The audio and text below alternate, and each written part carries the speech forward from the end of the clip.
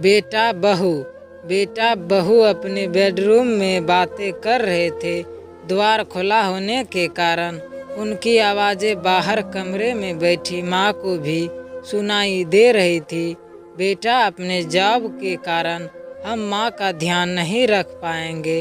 उनकी देखभाल कौन करेगा?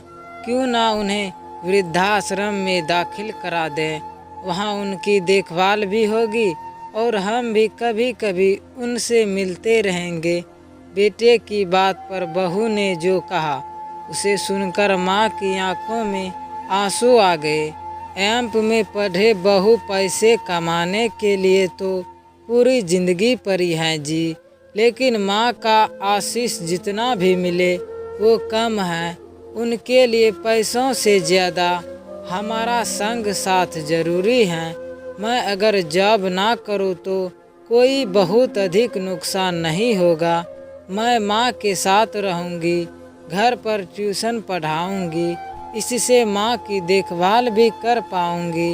याद करो, तुम्हारे बचपन में ही तुम्हारे पिता नहीं रहे और घरेलू काम धाम करके तुम्हारी माँ ने तुम्हारा पालन पोषण किया, तुम्हें पढ़ाया लिखाया, काबिल बनाया। तब उन्होंने कभी भी पड़ोसन के पास तक नहीं छोड़ा, कारण तुम्हारी देखभाल कोई दूसरा अच्छी तरह नहीं करेगा। और तुम आज ऐसा बोल रहे हो, तुम कुछ भी कहो, लेकिन माँ हमारे ही पास रहेगी हमेशा अंत तक।